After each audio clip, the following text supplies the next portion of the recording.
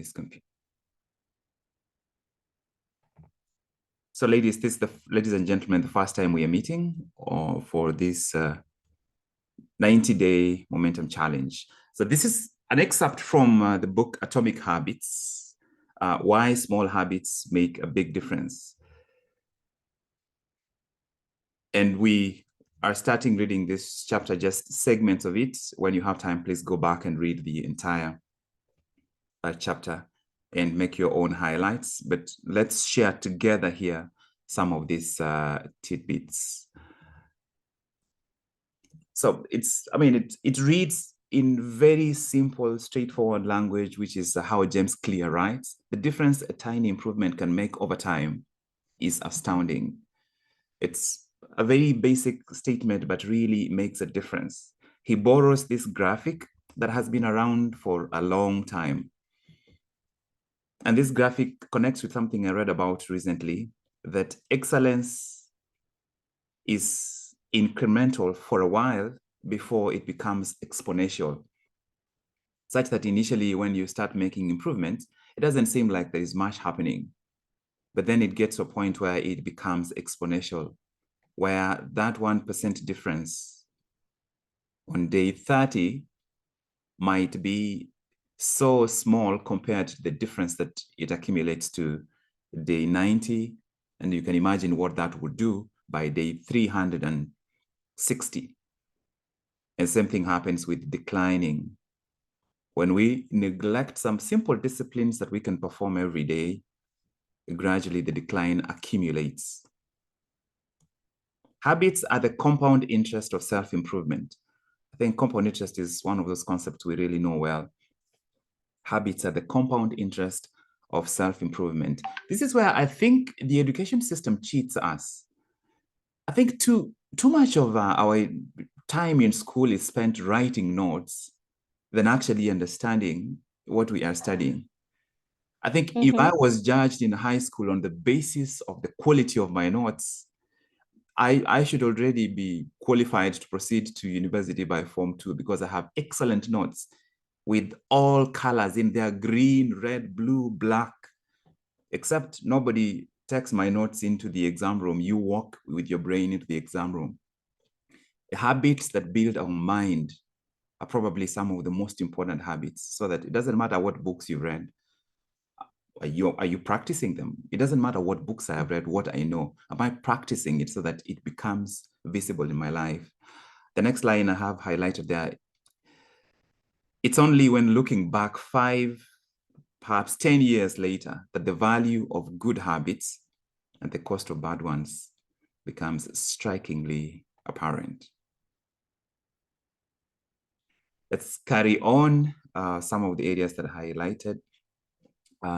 A slight change in your daily habits can guide your life to a very different destination. Success is a product of daily habits, not once in a lifetime transformations.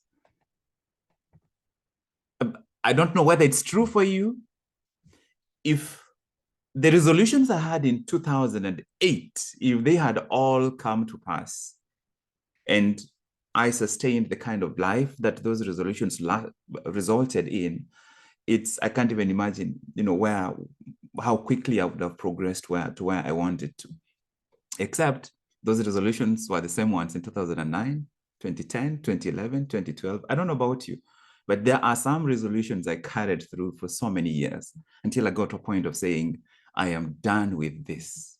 I cannot wait for 1st January to try to create changes that require me to almost be a different person. Let me find a way to prepare for 1st January, because that's an inflection point. There is no time, apart from maybe birthdays, there's no time in the course of the year that your desire gets reignited for you to actually live differently, like at the beginning of the year.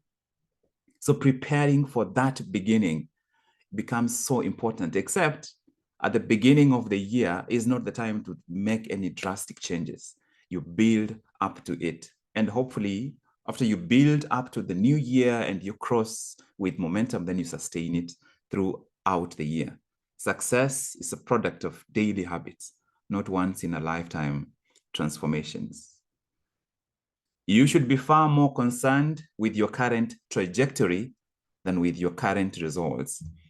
And he has several illustrations in this book that I really, really love, especially those illustrations with a couple of circles with identity at the center and outcomes outside.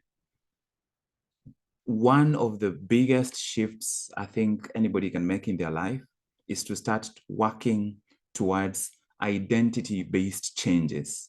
I call this, when it comes to goal setting, I call this lifestyle goals, such that the incremental changes you're making start to teach you and teach the people around you about a new identity of you that is emerging.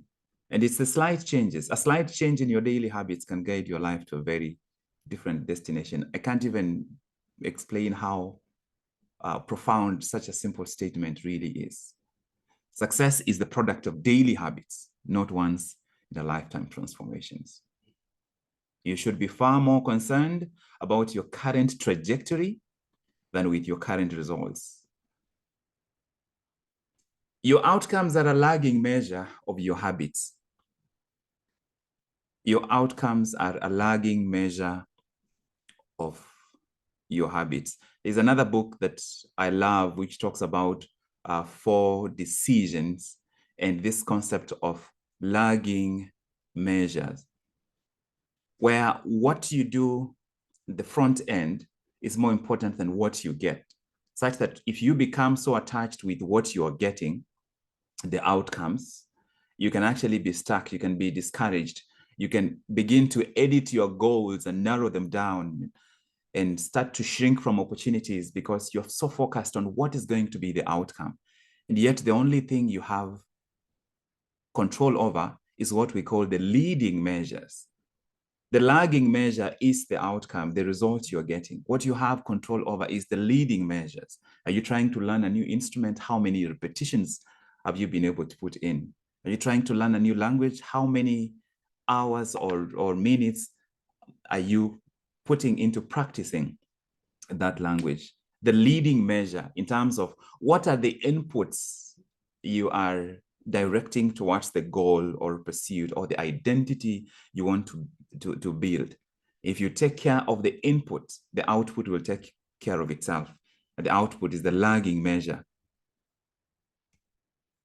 If you want to predict where you will end up in life, all you have to do is to follow the curve of tiny gains or tiny losses and see how your daily choices will compound 10 or 20 years down the line.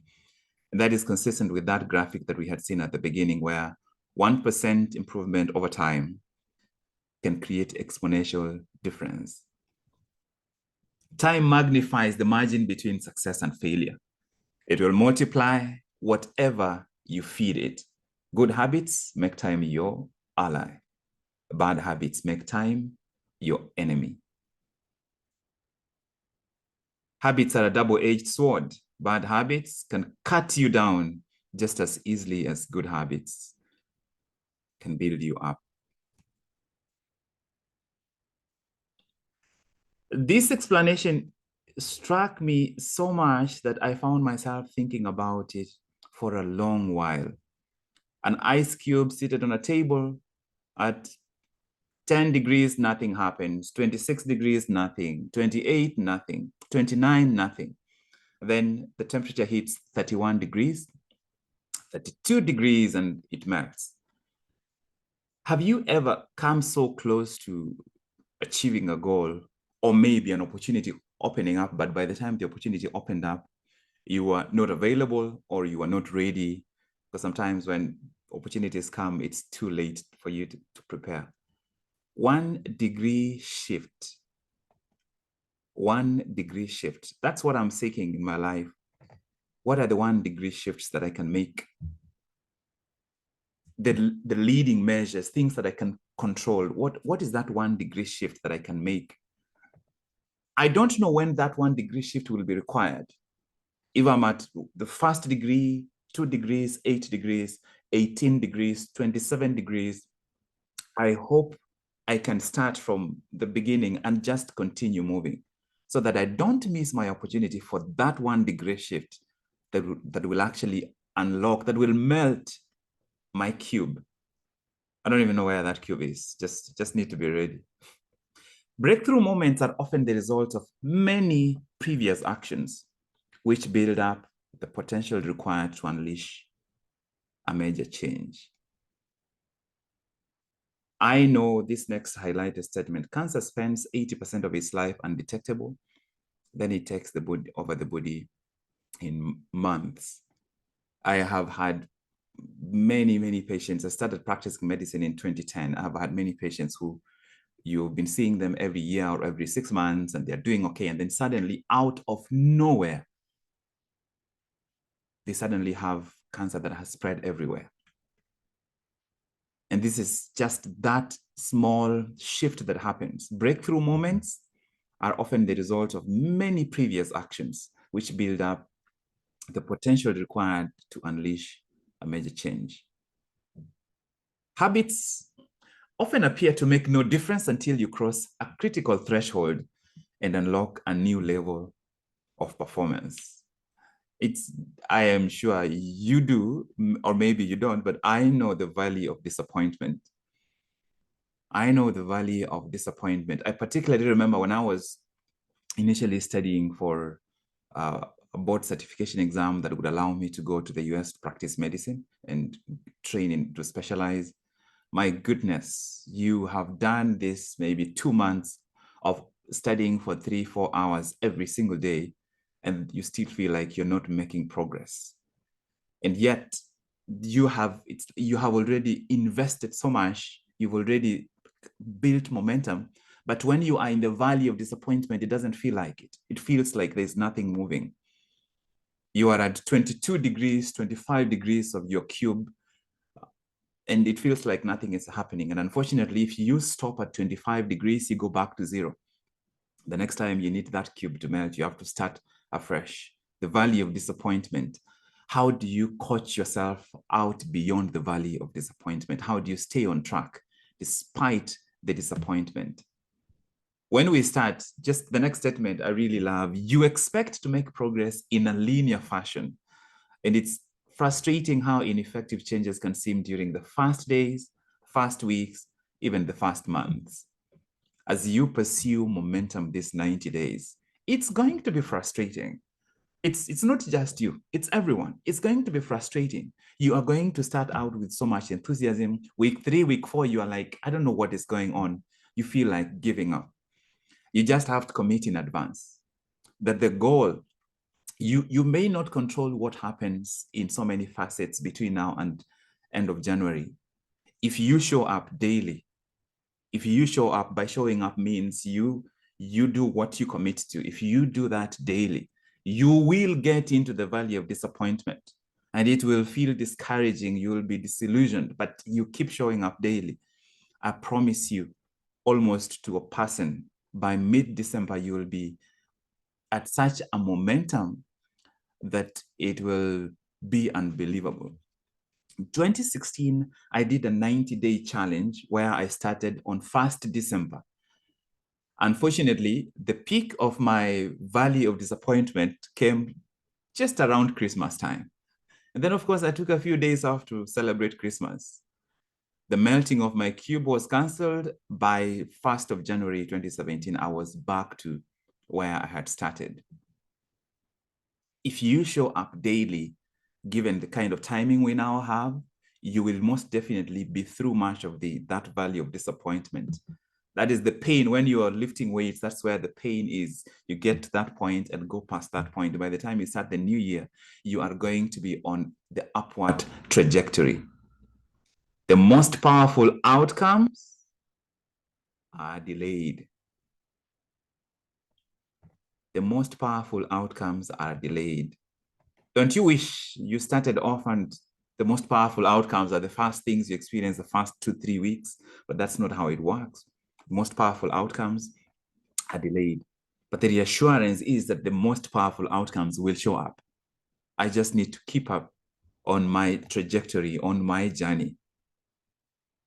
People make a few changes, they fail to see tangible results and decide to stop. Maybe you haven't done that, but I have done that over and over many times before. But it gets to a point when you say, no, I am not going to make changes. I'm going to make sure that these are changes I really want. These are changes aligned with my purpose, with my vision, with my mission, with my direction, with the trajectory I want to follow. Once I know that those are the changes I need to make, I start making those changes, knowing that I am going to go through the valley of disappointment. But if I go through the valley of disappointment, it will separate me. It will separate me from people who did not do it. Because if I can and I don't, it means I'm not different from those who couldn't and didn't. The challenge is, am I prepared to go through the valley of disappointment so that then I can actually reap the rewards of the efforts that I will have put in? Another concept that you will see in the book that I love is the plateau of latent potential. When you start doing work and your effort is not manifesting, but your effort is stored. It's like a seed in the ground. It's absorbing water. It's beginning to swell. It's beginning to get ready to germinate. And then you uproot, you remove the seed from the soil. You're like, there's nothing happening there. No, it's getting ready to germinate. And until your goal germinates, that's not the time to make any change. You start and you continue until it germinates. If you find yourself struggling to build a good habit or break a bad one, it's not because you have lost your ability to improve. It's often because you have not yet crossed the plateau of latent potential. You want to start waking up slightly earlier during this 90-day challenge. There are going to be days when you turn around and it's 7 a.m. and you intended to wake up at 5:30 or maybe 5:45 or 6 in the morning. Those days will come. You don't give up because of that.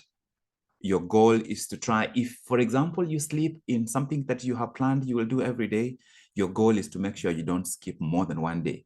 If you happen to skip one day, you come back and the following day, you do it in time. You force yourself through the valley of disappointment until you break through the plateau of latent potential and actually start seeing the results of what you're pursuing. Your work was not wasted. It's just being stored. While you are in the plateau of latent potential, you're not wasting your time. You are storing work.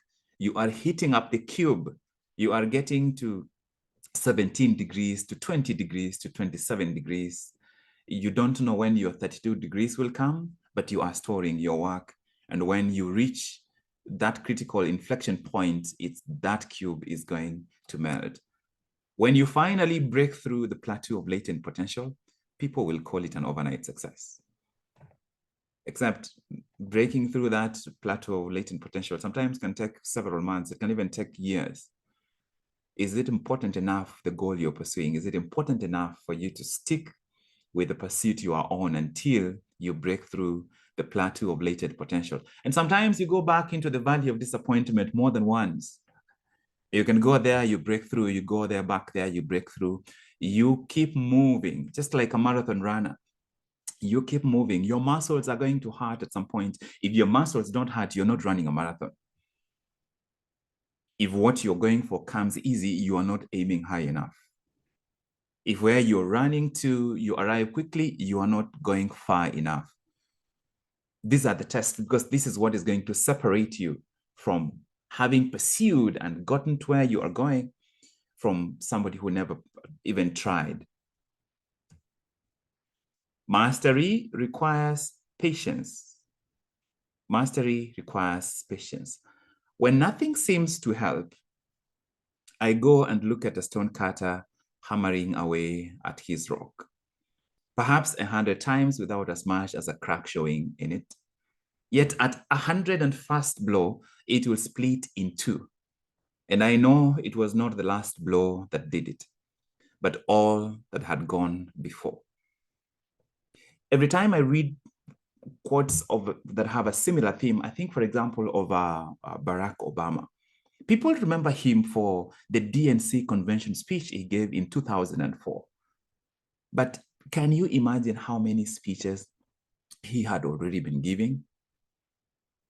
When people see you make your 100th hit on the rock and the rock cracks, they are like, Look at him. He's so lucky. She is so lucky. She only hit that rock once and it cracked. They don't realize that you've actually been through the valley of disappointment. You've been stuck at the plateau of latent potential for so long. It's just that you continued moving. You knew you were running a marathon. You determined that it was valuable enough for you to stay on track, and you kept going. Keep hitting your rock or cutting your tree. It's the same principle. Another illustration that I really, really like. Don't you wish there was a way, to M-Pesa somebody so that they can come and go through the valley of disappointment for you? And then as soon as they cross over up here, then you show up and take over the rest of the journey. Unfortunately, we have to go down here. We have to go down here. We set goals thinking that it's going to be a straight shot beginning to the end. No, that's not how it will go. You will come down here and you go until finally you break the plateau of latent potential at some point. But the value of disappointment is the price you have to pay to claim the growth and enjoy it. All big things come from small beginnings. The seed of every habit is a single tiny decision. But as the decision is repeated, a habit sprouts and grows stronger. Roots entrench themselves and branches grow. The task of breaking a bad habit is like uprooting a powerful oak within us. And the task of building a good habit is like cultivating a delicate flower one day at a time. You wish there was an Amazon for habits where you need a habit of concentrating every day, whatever you do, and you just go there and specify what you need and you pay for it. Unfortunately, we have to build it. And the difference is that it's a delicate flower, which means you can build it for 3, 4, 5 weeks, and then you slacken for a couple of days. When you slacken for a couple of days, you don't go back to 2, 3 days. You almost go back to zero, where you have to start all over. Forget about goals and focus on systems instead. This concept is just revolutionary. John Maxwell has a different approach, which is called growth-oriented versus goal-oriented, where he believes it is, in the long run, more powerful to pursue a growth-oriented life rather than a goal-oriented life. But the 4 reasons why goals can be a trap that are given by James Clear in this book are probably the most practical and the simplest, straightforward that I have seen. Speaking about himself, he says, "My results had very little to do with the goals I set and nearly everything to do with the systems I followed," which is true. That the goals are important, but it's the explanation that summarizes this, and probably for me the biggest quote to take away from this book is this next line: "Goals are about the results you want to achieve. Systems are about processes that lead to those results." I think the other quote from this book is that you do not rise to your goals, you fall to your systems. You do not rise to the level of your goals, you fall to the level of your systems. So system-oriented execution rather than goal-oriented execution. And for John Maxwell, growth-oriented life rather than a goal-oriented life. Let's look at those 4 reasons he says goals can be a trap. Goals are good for setting direction, but systems are the best for making progress. So the 4 reasons he gives: winners and losers have the same goals. The 5,000 people that show up for a marathon like the Boston Marathon, they all kind of have a similar goal. At least most of them want to win. So it's winners and losers have the same goals. So the goals don't set us apart from each other. When you achieve a goal, it's a momentary change. The line I highlighted there is, we think we need to change our results, but the results are not the problem. What we really need to change are the systems that cause those results. Goals are about the results. Systems are about how we get those results. So the goal is important, but it's only momentary. And if we only depend on the goal, we'll probably just have momentary pursuits and we are done. That's why across every university, around exam time, you can't find space in the library. The day after exams, there's nobody in the library. That's because, unfortunately, we have become a generation that is driven by goals. The day before the deadline for submitting taxes, you can't even get the website to reload. The day after, there's no one on that website. How do we create room for ourselves to actually start becoming more systematic, pursuing systems-based growth rather than goals-oriented pursuits? Fix the inputs and the outputs will fix themselves. The third reason it gives for why goals can be a trap is goals restrict your happiness. Once I reach my goal, then I'll be happy. It's a trap. This is when we achieve something, you're like, is this all there is to it? Is this why I was sacrificing that much? When you fall in love with the process rather than the product, you don't have to wait to give yourself permission to be happy. You can be satisfied anytime your system is running. And the system can be successful in many different forms, not just the one you first envision.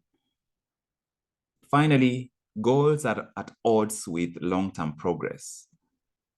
When all of your hard work is focused on a particular goal, what is left to push you forward after you achieve it?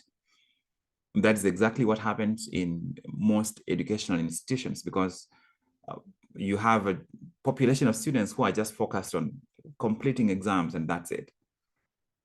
The purpose of setting goals is to win the game. So you'll get one win and you're done. But the purpose of building systems is to continue playing the game. And this is why it's extremely important for you and I to align what we are doing with our purpose, with our long-term vision. True long-term thinking is goal-less thinking.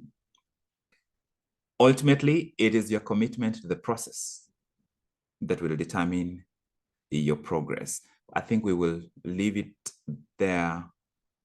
Let's see, maybe you just review this next section, then leave it there and just have some conversation amongst ourselves. If you're having trouble changing your habits, the problem isn't you, the problem is your system. This is the quote that I highlighted earlier. You do not rise to the level of your goals, you fall to the level of your systems. So that's it. And perhaps let's just read through this summary. It's just so much. It's a small chapter, but there's so much in this chapter to think about. Habits are the compound interest of self-improvement. Getting 1% better every day counts for a lot in the long run. Habits are a double-edged sword. They can work for you or against you. Small changes often appear to make no difference until you cross a critical threshold. The most powerful outcomes are delayed. An atomic habit is a little habit that is part of a larger system. I think this is the biggest challenge that you and I have to grapple with. How do we filter out and eliminate and delete, remain with habits that are aligned with a larger system that is building towards our purpose, where we see ourselves going in terms of what trajectory we would choose consciously. If you want better results, then forget setting goals. Focus on your system instead.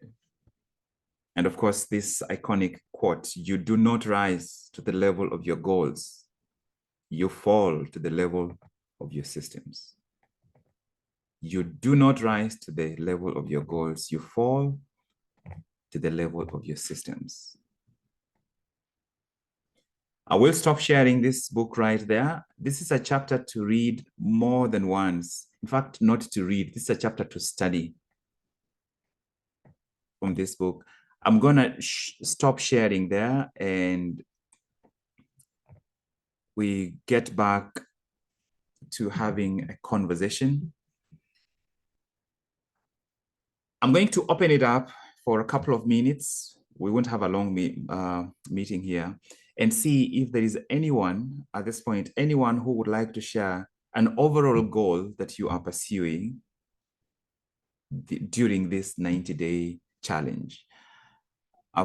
I see James Mogire is, I think, the only person who has been in a previous challenge. James, I'm going to just ask you if you're comfortable sharing any reflections you have from the 2020-2021 challenge that is the one you are in, James, right? 2020-2021, 2020 December through to 2021 January is the 90-day challenge you are part of. James? Yes, that's the challenge I was part of. And I think reflections are a bit specific. I'd need to really sit down and think about it. But yeah, overall, just overall. The consistency is really key. The 90 days that I showed up here and pushed on the little things have seen me through the last 3 years in school. The consistency that I picked up from this showing up every single day when no one is watching apart from me have really seen me through a lot. Yeah, so generally this challenge works, and if we can keep it up and get it going, then that would be really good for everyone. Yeah, thank you, James, and congratulations on graduating. That's that you are taking a difficult course and you're done. I'm very happy for you. I am curious, what are you working on? What are you looking at pursuing during this 90-day challenge? During this 90 days challenge, the biggest, my master goal is to get to learn. I'm learning graphics design. I realized that I not only have a passion for that, but I have a talent, so to speak. I love art, and I'm determined to see it through. I started a bit earlier this year, but I hit my valley of disappointment when I attempted to come up with a magazine, and it really backfired. So I am determined to learn it and make it something I can share with everyone else in terms of something that I do on the side. So yeah, I'm determined to master graphics design, especially InDesign, Adobe InDesign. Wow, that's thanks for sharing that. I love it that you called it a master goal. These challenges work best when there is a central goal that you are pursuing. And that goal should not disrupt your day-to-day life significantly, because if it does, then it becomes almost impossible for you to stay consistent. So a master goal to generate, because the thing about the master goal, it just becomes the tool through which you start building a system. It's because this is kind of a short stretch, just 90 days. You have a master goal, you use the master goal as a way for you to become conscious about what are those daily habits you can build. And the focus should be to build habits that you will be able to sustain beyond this goal. I call them portable skills, not even skills, that is such marketing cliche. It's you are altering your lifestyle to reflect a new way of operating that you can carry it into whichever area you are going into. And the bigger challenge is that everything needs to start getting better. Everything from your quality of sleep, what we call sleep hygiene. You need to start essentially sleeping better, to start cutting out any waste in terms of your time, energy, and attention. I call that the T: time, energy, and attention. You need time to do something. You need energy to use that time. But what really matters is the quality of attention that goes into the time. So that if someone says, oh, you need 3 months to master X, Y, and Z, the 3 months doesn't matter. The question is, do you have the energy during the 3 months? But most importantly, the time and energy you have, are you able to harness your attention to to work on what you are working on, the most important aspect of your progress is your attention. That's why every marketer out there is doing their best by creating the most hilarious adverts. So you have a master goal. The master goal is just a tool for you to build, and what you're building is a lifestyle, a way of operating that you can carry with you anywhere. I will tell you that right now is one of the busiest seasons of my life. This is within the last final months of my training. But yet, this is probably the best time for me to do this. Best time because it forces me to carve out time that I would otherwise have wasted. And I'm using it to do something that is very valuable. So this is a suggestion to everyone. As we study this book, everyone is going to figure out a certain way to operate. Master goal, use the master goal as a tool. The focus is to start to carve out, to clean out space around ourselves for us to keep moving forward. I'm going to ask a couple of other people to share.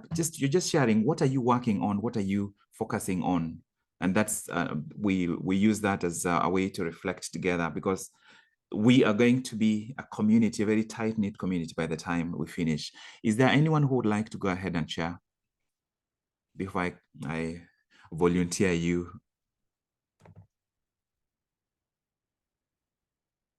Hey guys, we will not get as much value out of this as we could if we don't, actively participate. So I'm going to just request some of you to share.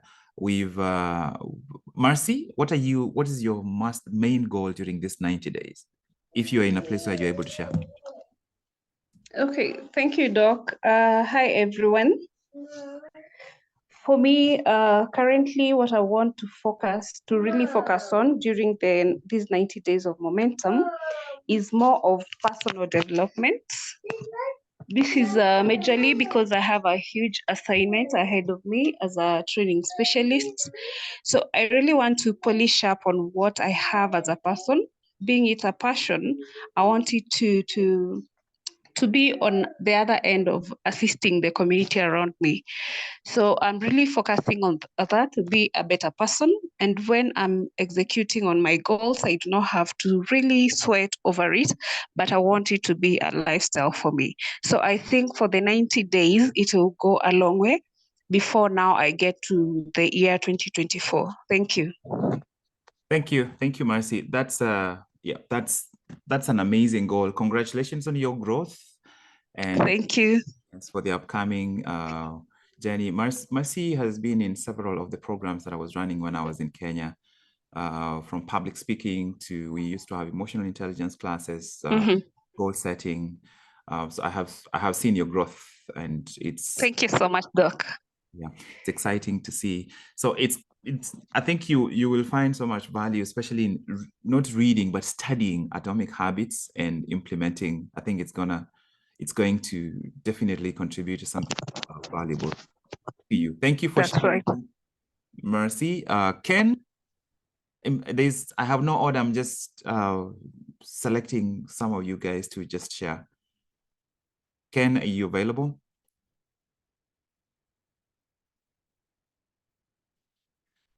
Okay, Moses.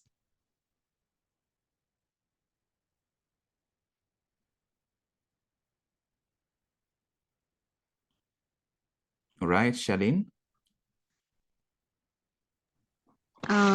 Thank you for the opportunity. I think for me, my major goal is to be a doer of things, not just a sayer of things. To do the things that I put down, not just saying I'm going to do this, but actually do. So I want to be more of a doer rather than a sayer of things. I think that's my master goal. Yeah. I love it. I love it. That's a challenge for all of us. Would you mind sharing what's your main, like any specific area that you are going to apply this, so that goal becomes the tool for you to practice being a doer, and then you can carry this to other areas? Yeah, for example, being fit. I don't want to say that I'm going to work out tomorrow. I want to push myself to actually, work out every single day, move. Also spiritually, I don't want to say I'm going to pray at this time. I want to actually do it and pray. Yeah. So it builds up for me being a doer rather than a sayer of things. Yeah. So those are two of my major goals. Yeah, thank you. Thank you, Shalene. I'm sure that we will learn a lot together as we go along. Yeah, Ken and Moses, I've seen your messages. Who else? Shiro, and then Christine after that.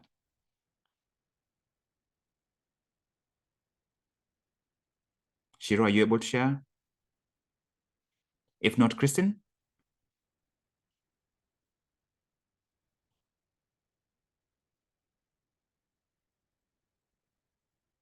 Okay, Christine, I'll ask maybe one or two more people. Joy, are you able to share? What's your main goal you're working on?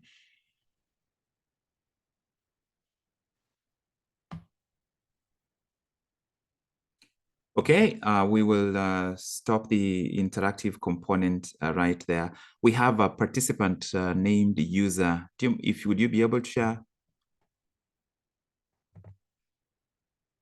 And I want to make sure I've called everyone. Samuel, did I call you? Thank you, Daktari, and I'm happy to be here. And I'm happy to have been directed here by my friend Mercy.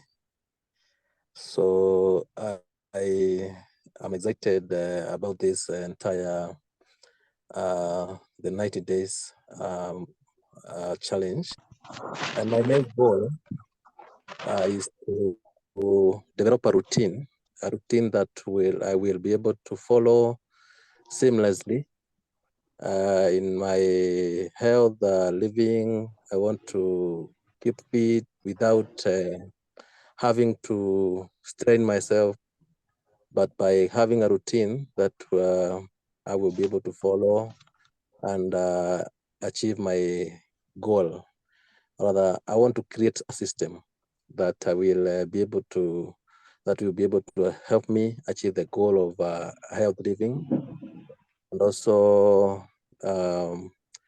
even as I plan to advance my education, I don't want to strain in any way. So this challenge to me means a lot, and I know Mercy directed me here because she knows a bit about me, and that's why we thought together that we can walk this journey.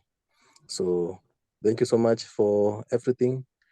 And I'm looking forward to an exciting 90 days. And after that, we'll be able to have a system that we can follow, a routine that can help us to reach our goals. Asante sana. Yeah, thank you, Samuel, for sharing. Mercy, I see what you are doing. You're making sure you have someone to walk with you. This is most welcome.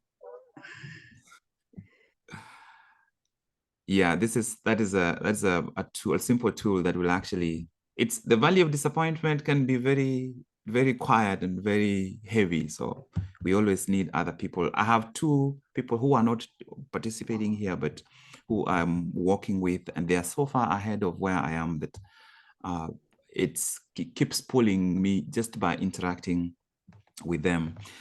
And so we have already shared a couple of audios with several ideas. This, unlike most of the other challenges I've done before, this challenge will not be prescriptive. I do not know amazing things that would work for everybody. It will not be prescriptive. Most important part of this challenge is that it will be participatory. We will figure out the most optimum time for most people to meet. Unfortunately, we can't accommodate everyone, but it is participation that is going to benefit me and benefit you, such that when we show up, so it will get to those who've been on the challenge before know that when we get to a certain point, it will become mandatory for you to be on video. It will become mandatory for you to share what you are working on. If we cannot hold each other accountable, we are wasting each other's time.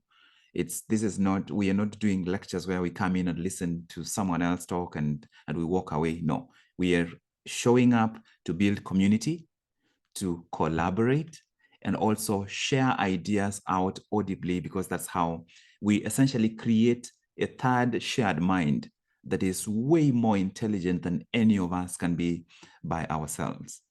So that's a challenge that needs to be clear from the beginning. Participation it's not even negotiable. We decide in advance that we are going to actually be present in the challenge to build a community that will support each other. And thank God that now we live in a generation when we can do this from wherever we are. I'm in Oklahoma, and you will have someone from Australia, someone from the UK, some from all over the world. We can put our minds together and still continue moving. There was a question that had been asked in the WhatsApp group about routines being repeatable. The biggest challenge that you face at the beginning of the year is to try to change too many things. Trying to change what you eat, trying to change where you work out, trying to change how you operate in your house, maybe reformatting your house. The challenge as it is now over the next 90 days gives you an opportunity to keep doing what you do that works really well for you, but to also start revising and cutting out and pruning, so that you have a simple, straightforward routine in the morning that you don't need to think about. Morning time is too precious for you to wake up on a Monday morning and walk into the closet and start rummaging through your clothes looking for something to wear. Morning time is too precious for that. You decide if the morning works for you to do that. That's your life and that is your approach. Make it work for you. But otherwise, the goal is for you to start practicing a system where when you wake up that Sunday morning, the clothes for the following day had already been selected. There is no decision to be made around that, so that you start directing your most valuable time, especially in the morning, into actually sitting down and reflecting. If you pray, you pray in a closet, or you pray in your living room, you pray. If you need to read something, you read it. And if you getting ready, get ready, going to work on time. If at some point, one or other, you occasionally came late, you eliminate anything that paints an identity other than the identity that you would want for yourself. If somebody was telling you about you and it was an admirable identity, an identity children in school should emulate, that is what you're building towards. You achieve that identity by the routine that you follow every single day.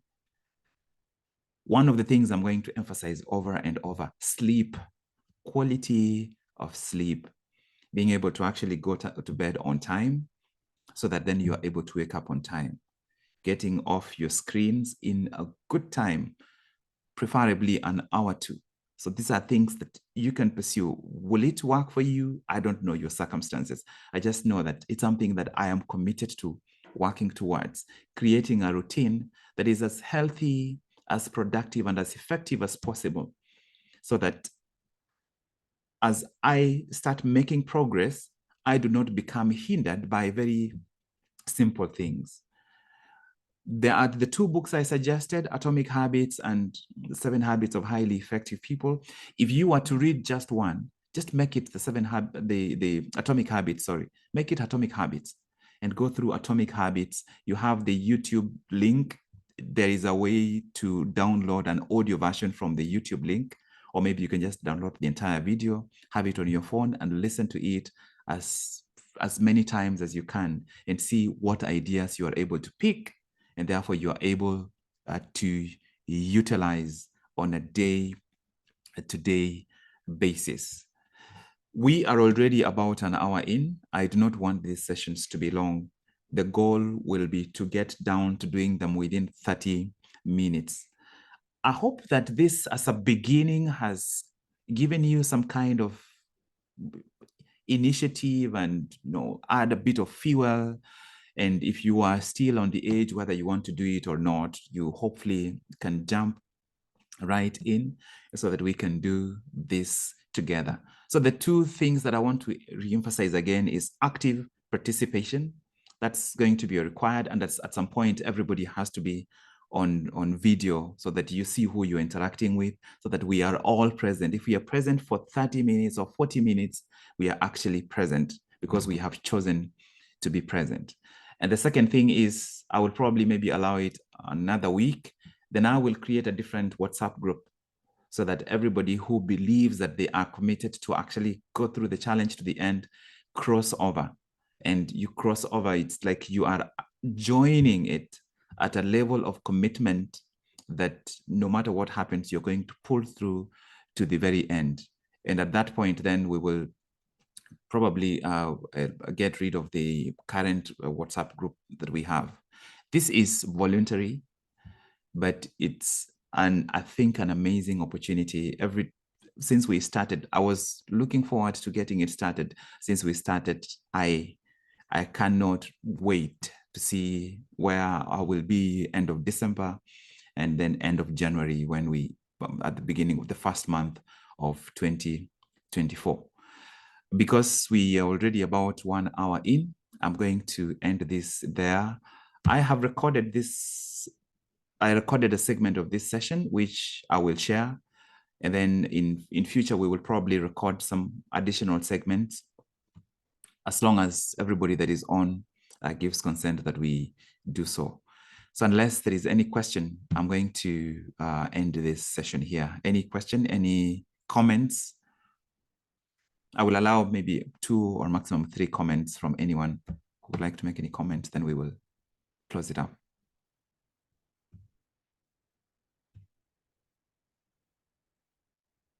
Okay, let's hear everyone's voice to the extent possible.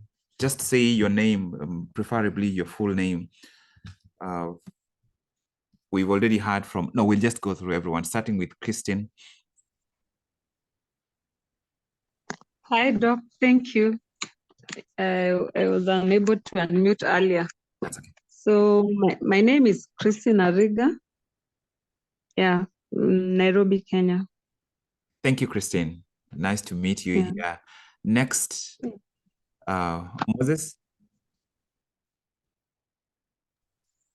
I see you. Go ahead. Yeah. I think what you started today really means a lot. And when I say really means a lot, there's a lot I might not be able to say at this point. But I'm willing and able to join in this journey. I think this is the right change I was looking for at this time. Thank you so much, and you'll be blessed. Thank you, Moses. Let's do it. We go on with Shiro.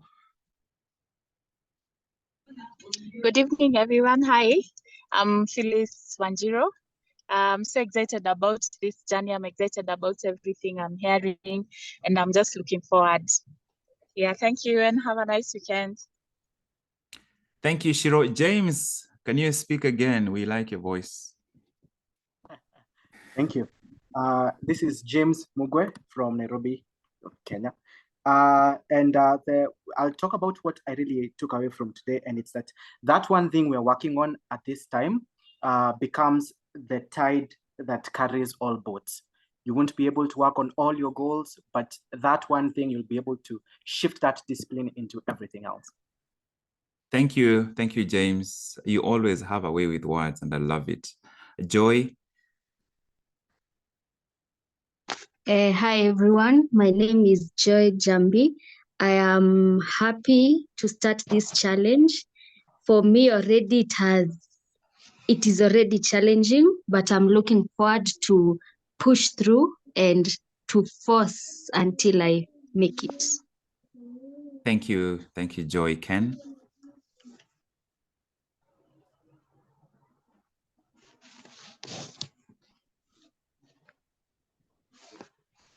Ken probably is not able to speak.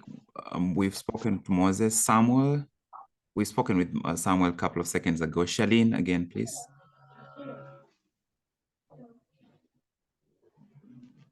My name is Charlene Wangari. I'm from Nairobi, Kenya. I think my takeaway already from this first session will be growth-oriented versus goal-oriented. So with the 90-day challenge, we can all look towards having that mentality, growth-oriented versus goal-oriented. Thank you.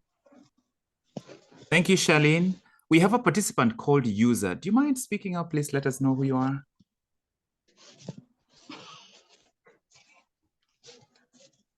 I don't know.